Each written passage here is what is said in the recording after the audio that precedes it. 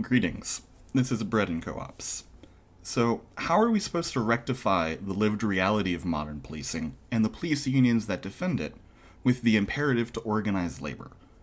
Yes, this is a Black Lives Matters video, so this is going to be much more America-centric than I would normally prefer. The simple answer in this case is that police just don't count as labor.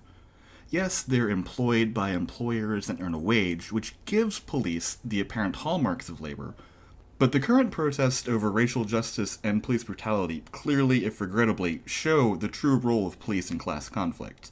Police are tools of state violence, acting out the will of the bourgeoisie. They are not on the side of the working classes, and do not need to be unionized to collectively bargain against capital. Full stop. Now, really think about that for a moment. It's not always the most natural thing for people to wrap their heads around, especially given the police's role in defending privilege, or the extent of police fetishization in popular media. A lot of people imagine police in terms of the people that you would call if there's an active shooter, to ticket you when you're speeding, to arrest your rapist, unless he's like a young white student athlete with a promising future. And yeah, that's more of a criminal justice thing, but police are part of that criminal justice system. So it's not hard to see why people consider modern policing as obvious, as necessary, as positive even. But, fun fact, no. Let's actually consider that specific term, modern policing, and consider its origin. Especially with recent unrest, it's important to remember that modern policing is mostly anomalous, historically. The idea of a large, permanent standing force of armed civilians patrolling for criminals specifically originates, like almost everything else wrong with America, with slavery. Spoiler alert, the only criminals they were looking for were escaped slaves. Then, these armed slave patrols later pretty easily evolved to become the armed force behind Jim Crow. So, when you see a cop beating the shit out of a Black Lives Matter protester, keep in mind the historical context of modern policing. To add to that, think about the asymmetric nature of law enforcement. If you steal from your employer, will the police come arrest you? Sure. Are your bosses going to get arrested anytime soon for the estimated $15 billion a year stolen via wage theft in the US? Yeah, I'm sure Trump's unmarked police vans are going to kidnap them any day now. If you don't pay your rent, will the police eventually enforce your inevitable eviction? Of course. If your landlord doesn't fix your plumbing or heating in the winter, what are the police going to do about it? Nothing. Well, it's a civil issue.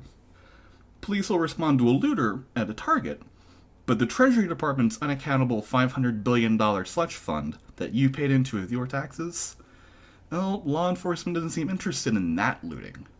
Or, who's getting arrested for cannabis possession? Yeah. Because police, again, are tools or the defenders of the capitalist class, of the bourgeoisie state, of laws that defend 1.5 million vacant homes in the US from the US's roughly 500,000 homeless population.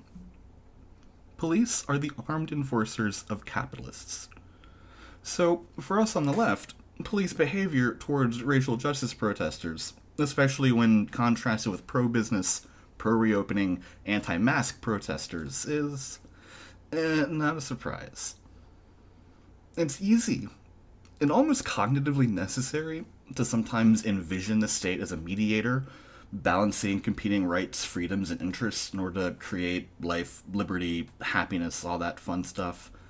And sometimes it can be, but it's not. Trump is mask-off decayed capitalism, but little that he's done is unique when compared to, say, Bush or Reagan, which isn't a defense of the Democratic Party, but they at least occasionally attempt to kind of uphold the notion of an unbiased arbiter state primed for reform with any neoliberal system. So, when we talk about the necessity of defunding the police, that's the context we mean it. Modern policing is an unaccountable, undemocratic, ahistorical anomaly that defends the rich in our fight for justice. The police are class enemies, and the job is a bastard. That's it for this episode of Bread and Co-ops. In the meantime, do the thing with the like and the subscribe buttons, and let me know what topics you want me to talk about. Please, it is a requirement, comrades.